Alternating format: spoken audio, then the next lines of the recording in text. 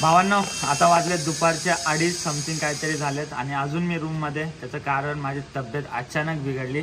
तसं आज आमचा प्लॅन होता कोला बीचला जायचा, जो डायरेक्ट साऊथ गोवामध्ये. आमचा प्लॅन होता स्कूटी राईड करायची, एकदम लांब जी 1-1.5 तासाची राईड होती.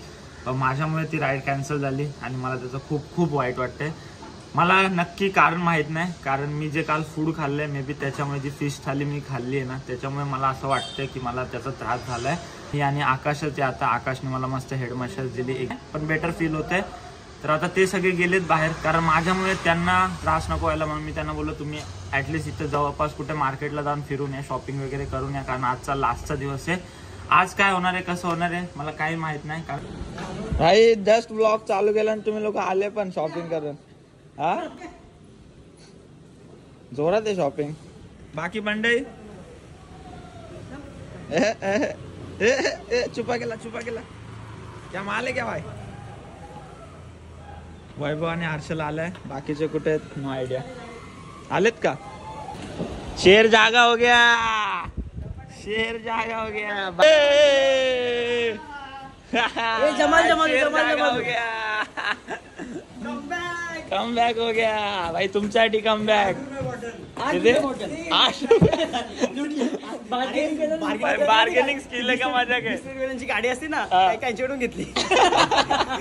दुकानात टाकायला त्याच्याकडूनच घेतली. तो क्या बोलता माहिती का, भाई 200 में बॉक्स है भाई, उस दिन तेरे प्लान पे आके लेके गया. त्याने 130 ला देऊन. सही आहे. झाली शॉपिंग. आणि नुसते काजू आम्ही 560 रुपयाचे काजू 360 ला घेतले किलो. एवढे तुम्ही एका शॉप मध्ये घुसले असाल. एवढं बार्गेनिंग केलं, रडवलं त्यांना. यशने रडवला असेल पक्का. मजबूत रडवला. कशावर अडगाणी गेले ते, लोहायचंच बाकी राहिलेलं. ज्याच्यामध्ये त्यांचे मार्जिन पण नाही, त्याच्यात पण कमी करून घेतले. आता सिंपल आहे, सगळ्यांना भूक लागले कारण दुपारचे 3-3:15 वाजलेत. सो इथला फेमस आनंद सी फूड वाला आहे, हॉटेल आहे, त्याचं नाव आहे. तिकडे आम्ही सगळे जेवायला चाललो. हा लेफ्ट घे. तिथनं 12 मिनिटाची छोटीशी राईड आहे, ती करतो आम्ही आणि मग डायरेक्ट तुम्हाला तिथेच भेटतो. कारण असा ब्लॉग करण्याचा अर्थ नाही, खूप व्हॉइस येतो गाड्यांचा.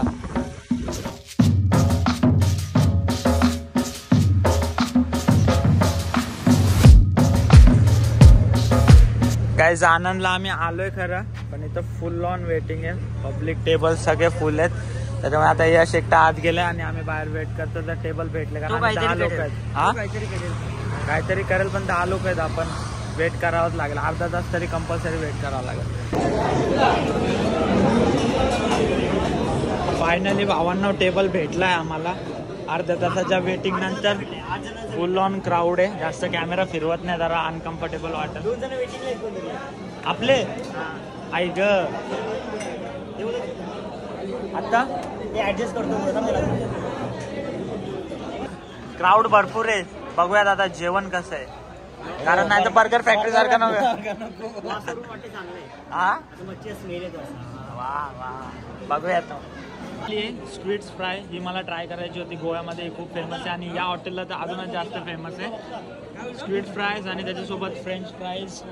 हा काय आहे, बोंबील फ्राय. कॅमेरा फर्स्ट टाइम मी हे स्क्विड फ्राय खाणार आहे. Let's see. काय चटणी वगैरे नाही का, सॉसेस वगैरे.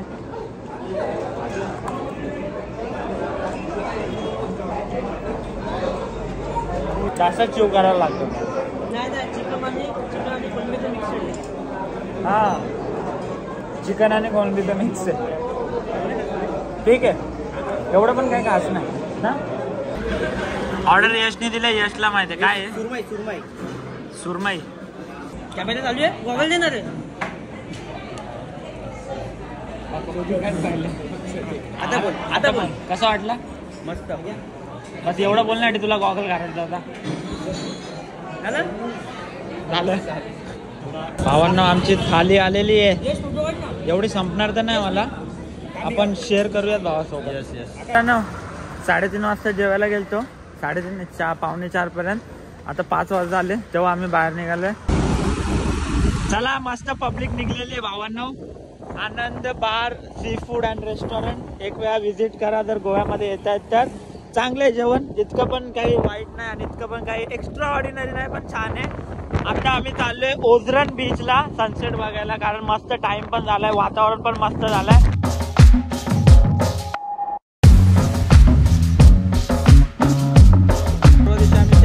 वर जाऊन सनसेट बघितला होता. आपण स्कूटर चढवल्यावर ते आप चढवला म्हणजे ते चढवताना किती लागली. नको एवढा ओव्हर ऍक्टिंग बादशाह बनायला नको जाऊ. कशी लागली होती सगळ्यांची माहिती आहे.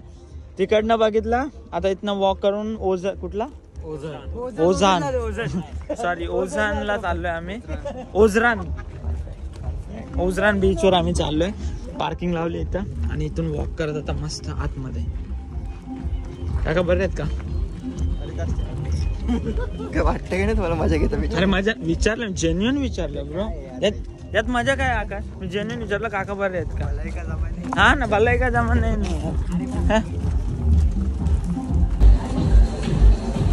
लोकेशन मस्त वाटते कारण मस्त स्टेअर्स आहेत उतरायला खाली आणि मस्त सुंदर बीच आहे समोर. वाव, छोटासा मिनी ब्रिज आहे क्यूटसा. मस्तच लोकेशन शोधली रे विनोदने. ही लोकेशन विनोदने रेकमेंड केलेली आहे, त्याच्यामुळे विनोद आणि आकाशने.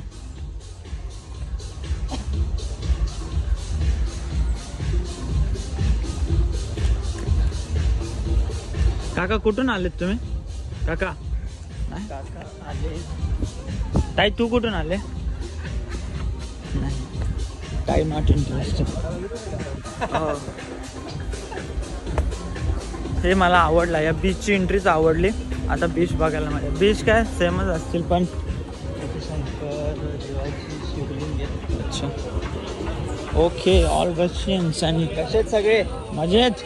गाईज असे रॉक्स आहेत या बीचवर. तर आता आम्ही इथला एक रॉक पकडला आणि 10 जण आम्ही इथं बसणार आणि मस्त समोरचा सनसेट एन्जॉय करणार. बाकी गाईज जेव्हा मी या बीचवर आलो ना जरा मला देजावू झाला. कारण सीन असा होता की आम्ही जेव्हा गोकर्णाला गेलतो ना तेव्हा पण सेम असाच बीच होता, कुडले बीच म्हणून.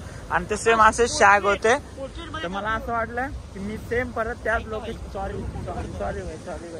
सॉरी मला असं वाटलं मी सेम परत त्याच लोकेशनला आलो. पण जेव्हा मी या साईडला बघितलं ना तेव्हा नाही. हा इकडे ही साईड जी आहे ती एकदम वेगळी वाटते. पण ती साईड सेम जो आमचा गोकर्णाचा बीच होता ना, कुडले बीच, आम्ही कारण उतरताना पण स्टेअर्स तशाच होत्या, एंट्री पण तशीच होती आणि सेम असंच सगळं होतं. आणि मोस्ट ऑफ द फॉरेनर्स पण होते तिकडे आणि इकडे पण भरपूर सारे फॉरेनर्स आहेत. तर मला थोडंसं तसं वाटलं. पण ओके, आता प्रत्येक जण फोटो काढतोय, काही जण बसलेत, एन्जॉय करतायत मस्त. माझा प्लॅन आहे की आतमध्ये समुद्रात जाऊन थोडासा एन्जॉय करायचा, त्यामुळे मला टी शर्ट पण काढावं लागेल. आणि मला माहित नव्हतं आम्हाला समुद्रावर यायचंय, तर मी ही जीन्स घालून आलोय. मग पूर्ण कपडे घालून बघ अंडरवेअरवर आंघोळ करावी लागेल. Let's see. आधी यांचा फोटोशूट होऊ द्या, मग बघू काय करायचं ते. भावांना आमचे 2 प्लेयर ऑलरेडी पाण्याच्या आतमध्ये गेलेत. बाकीच्यांची इच्छा नाही जायची, पण मी तर जाणार बाबा. त्याच्यामुळे आता मी पण कपडे काढतो. बोल ना. सांगू नको त्याला. त्याला ब्लॉक म्हणतात. त्याला मुतायला आले सुसू. विनोदला सुसू आले. तू सुसू करायला खास गेलाय भिजायला. काय बोलतो? सांगू नको कोणाला. शपथ असं आहे. कामात त्याचा मुतून होते. दादा असते एवढ्याला कधीच गेलाय. दादा असं जोरात एन्जॉय चालू आहे त्यांचं. पकड ना असं. माझी पण इच्छा आहे.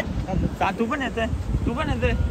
चला ना मग भावांनो, पूर्ण कपडे काढणार आपण. लाजायचं काय त्यात? ते लोक आपल्या इकडे येऊन अंडरवेअर नको लावू. आपल्या इकडे येऊन समजा तर आपण आपल्या अंडरवेअरवर का नाही लावू शकत भावांनो? चाललो नाही ते अंडरवेअर चालला बाबा, जाणंच आहे. फक्त माझा फोन सांभाळून ठेवा त्याच्यात आणि माझी चप्पल सांभाळून. त्या बॅगेत सगळ्यांचे फोन